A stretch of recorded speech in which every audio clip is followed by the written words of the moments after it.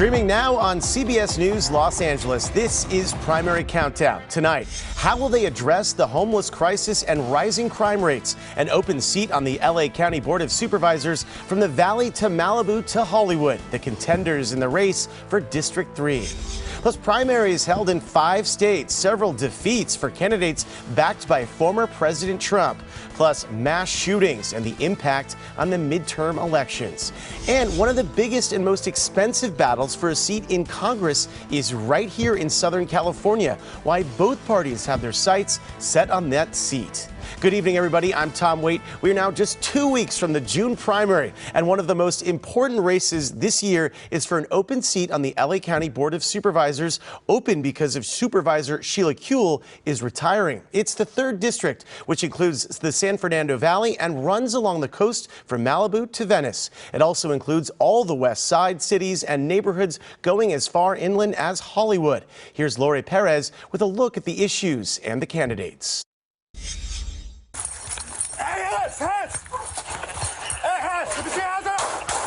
Rising crime, a homeless crisis that only gets worse while we spend even more each year to address it. A housing crisis, not enough apartments or homes for hundreds of thousands of people, the prices too high for everyone. People really have nowhere to go. Few places on earth have so many who have so much, living side by side with people who struggle to get by every day. Stand up for justice. Stand up for justice. And the growing number of voices calling for racial equality. It is a critical time for the people of LA County. What's happened to the quality of life here, many believe, is heartbreaking and unacceptable. Because we need to fix LA. I'm really frustrated, frankly. I mean, I consider myself a progressive, but I'm outraged with what's happened in this town, and I think everybody else is too. State Senator Henry Stern says he feels it too. That's why he's running for the LA County Board of Supervisors. It's no surprise to us. Often, we'll see a headline, that Los Angeles is making headlines doing something that we did 6 months or a year prior. We're not waiting for anyone to come and save us. We're stepping up and doing the work. West Hollywood council member and former mayor Lindsay Horvath says she's found some of the answers running that city, while State Senator Bob Hertzberg says politics is about character. Do you tell the truth? Do you get it done? Do you work around the clock to make it happen? Do you show up in the community to show respect to voters and listen to them, even if you disagree? Right? Those are what's critical. None of that comes out in an election. The delta be the difference between the sales job and the governing job. That is night and day. All right, for analysis on this race and other headlines from this week on the campaign trail, we bring in our panel of political experts. All right, joining me once again tonight, Fernando Guerra, political science professor at LMU, Loyola law professor and political analyst Jessica Levinson, and veteran LA city and county leader Zev Yaroslavsky, now in the UCLA Luskin School of Public Affairs. And Zev, let's start with you, since you were a county supervisor for a few years, maybe about 20 years in the 3rd district. So I think it's important we kind of start with you and talk about the survey you recently did with the University of California, Los Angeles, showing the quality of life in LA County is diminishing, and it's dipping, as your survey said, to the lowest level in 7 years. The survey revealed several factors behind the reduction in quality of life. According to the index, it was high prices, homelessness, rising crime, and health concerns. Those were some of the primary reasons. What do you think how do you think this will play in the county supervisor's race? Well, I think it'll play in all the races, county supervisor, mayor, council races. People are not happy. People are anxious. They're scared in some cases. There's a higher concern and anxiety about crime, especially violent crime in certain parts of the region. There's a growing concern about inflation. Inflation really got going just in the last few months. I think it's a curtain raiser on what will be a very powerful political issue, as we all know from past experience. And homelessness, of course, is a primary issue in this region. So I think What was interesting in our survey is that we have 9 categories that we ask people to rate their quality of life countywide, to rate their quality of life in. Usually some categories go up, some go down. This year, all of them went down, and they went down to the lowest ever in 7 years since we've been doing the survey. So it's an anxiety-ridden time. And Jessica, what do you think in terms of how these candidates can break through and maybe zero in on some of these categories to connect with voters? It's a big question, because I was looking at LA County and the Board of Supervisors, and why are people raising almost $1 million for the seat? And the answer is that LA County is bigger than almost 42 other states, or I believe 42 other states. There's I think, $39 billion budget. 10 million people live here. These are really, I feel, again, silly saying this in a box next to Zev Yaroslavsky, but these are really important positions. So how can somebody break through? There are 3 big candidates, 2 that are now in the California legislature, 1 a sitting city council person. They already have pretty established constituencies. And I don't know how you get that 3 to break out and either get new voters or try and go into the lane where there's already somebody who's probably the favorite. And Professor Guerra, we see already that, for example, Horvath has the LA Times endorsement. Mm-hmm. Is that something that could help her break through? Or, like, as Professor Levinson was saying, we already see these 2 other very established candidates as well?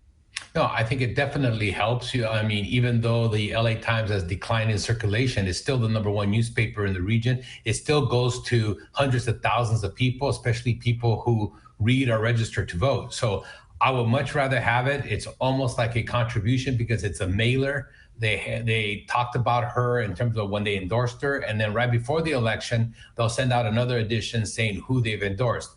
Very important, very significant. And when we look forward at this race, is it going to come down to name recognition? I mean, like, I think, as you said, Zev and Professor Levinson, you talked about this too. We have established candidates, but how do they break through? Well, I think it's all in the campaign, right? The campaigns cost money.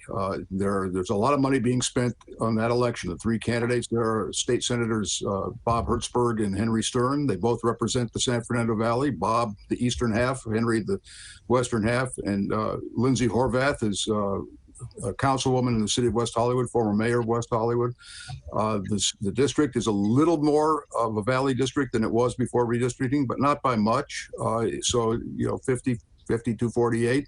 And it's all going to be in who catches on, who gets traction with the voters. And, it's an unpredictable race. Professor Levinson, when we look at a supervisor's seat like this, what kind of power do they have to really influence, say, the sheriff or policy that could impact the homeless crisis?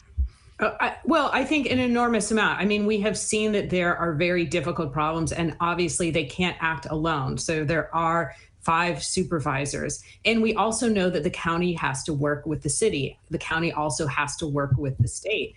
Now, I think when you asked a really good question with respect to the sheriff, a lot of that will depend on who the next sheriff is. Our current sheriff, Sheriff Villanueva, has had a very contentious relationship with the Board of Supervisors. So how much kind of traction they get with the sheriff's department, I think, will depend on who's leading that particular department. The same thing with respect to homelessness. Some of this is going to depend on who the next mayor is and how well the city and the county work together. The county has a huge budget, lots of resources, but also really serious problems that they can't tackle alone.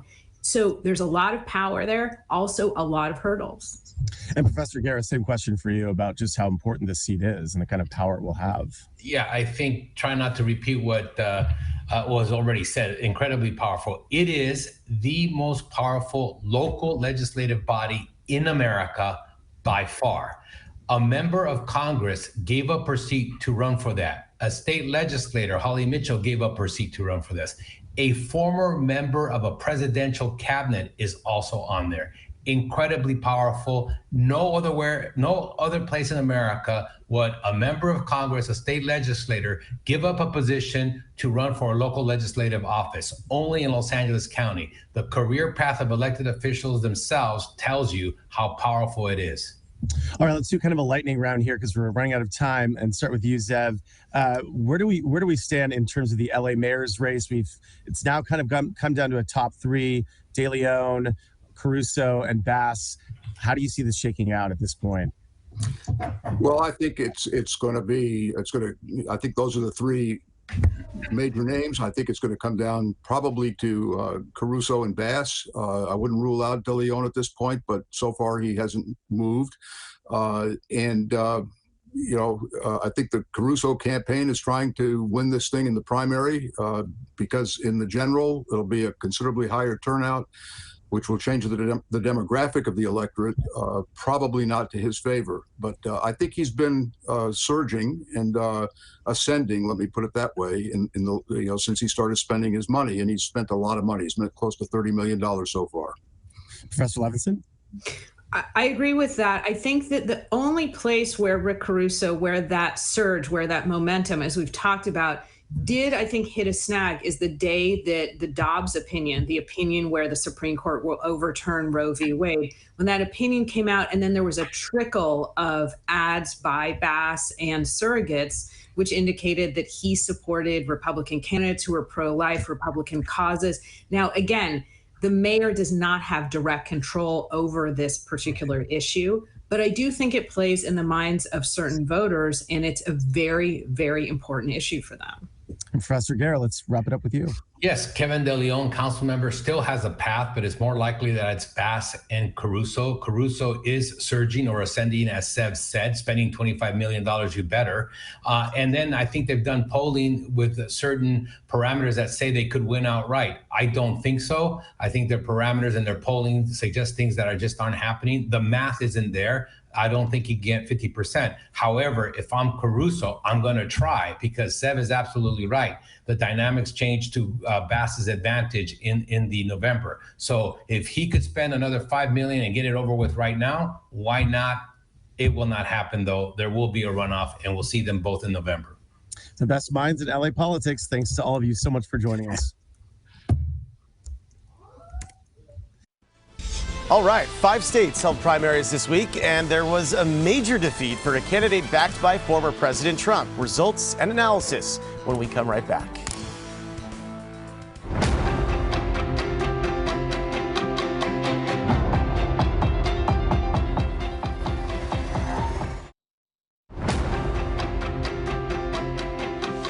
Welcome back, everybody. This is Primary Countdown. I'm Tom Waite. Let's get to some of the national headlines from this week. We are joined by CBS News political reporter Caitlin Huey-Burns. Thanks so much, Caitlin, for joining us. Let's talk about Georgia from last night. It may have been one of the biggest defeats for former President Trump, with the situation between the current governor, Kemp, and one of his challengers. Talk to us a little bit about that. That's exactly right. Well, incumbent Governor Brian Kemp was kind of enemy number one for former President Donald Trump. The reason why is simply because Kemp certified the election results in his state that showed that, of course, President Trump lost the election there. So he had really trained his ire on the current governor and endorsed a primary challenger to him, former Senator David Perdue. But as we saw last night, as the results showed, Kemp was able to go to a resounding victory in that state, and that gave us some more data points about the power of a Trump endorsement. And the other big headline from Georgia was the Secretary of State, right, Raffensperger, who, of course, was the other public enemy number one for former President Trump, because he certified that vote or was part of the certification process. Former President Trump was supporting Heiss, right, another competitor to Raffensperger. Heiss also went down in defeat. That's exactly right. And that was a race that we were watching very closely to see whether Raffensperger could not only pull ahead, but avoid a runoff. And he did. You have to get more than 50% of the vote in order to avoid a runoff. So he was able to win that primary outright. But Raffensperger was also a big target of the former president. Remember, in 2020, former President Trump, then President Trump, called Raffensperger and asked him to, quote, find me the votes, essentially looking for Raffensperger Raffensperger to invent votes to overturn the election. And of course, Raffensperger denied those attempts by the then president to overturn the election. And he really became a big target for Trump. So Trump endorsed Congressman Jody Hice to run against Raffensperger, and he was unsuccessful. So kind of taken together, these wins by Raffensperger and Kemp show there is some appetite, at least among those type of Republicans, to focus on moving on away from 2020. We saw Kemp on the campaign trail talk about things like inflation, the economy, how he said that he moved his state beyond the pandemic, and really drawing contrasts with Democrats. And so that's an interesting dynamic here to watch. Another dynamic that we were watching last night was this kind of proxy war between former President Trump and his vice president, Mike Pence. Mike Pence endorsed Kemp. Trump endorsed Perdue, and so we saw the results of that, and that raises some questions about what Pence's ambitions are, perhaps for a higher office. And then, of course, we have the horrific shooting in Texas. How do you think this will play in terms of the gun control debate? And, you know, just in terms of the whole process, I mean, it's hard to even imagine it in terms of politics, but of course it does become political. Exactly. And unfortunately, we have covered so many of these tragic shootings, these horrific shootings, including of children. I covered the aftermath of the Sandy Hook shooting, where lawmakers were trying to figure out legislation to respond. And even at that time, there was not enough support for something that seems as simple and kind of fundamental as expanding background checks. That did not pass muster in the U.S. Senate. And so we go through these kinds of similar cycles, unfortunately, where we have a mass shooting, there are questions about what Congress can do, and there's inaction by Congress. This, however, does feel a little bit different, at least at this point, because you have lawmakers at least trying to talk about ways to revive some of this legislation. You have Joe Manchin, Democrat from West Virginia, who worked on a background check bill with Senator Pat Toomey, a Pennsylvania senator, Republican, who is retiring. They are talking, they say, about potentially reviving that. But, you know, when you talk to lawmakers on Capitol Hill, they are kind of resigned to the idea that, unfortunately, after all of these mass shootings, that there is little appetite in Congress to actually work towards a solution. So we'll see what the public pressure points are, especially as new information comes out about this horrific tragedy, and we'll see if there could be movement on the Hill. However, we did hear from Democratic leader Chuck Schumer essentially saying this will be an issue determined by voters at the ballot box this November. CBS News political correspondent Caitlin Huey-Burns, thank you so much for your insight and analysis. We appreciate it. All right, thank you so much, and we will be right back with more Primary Countdown.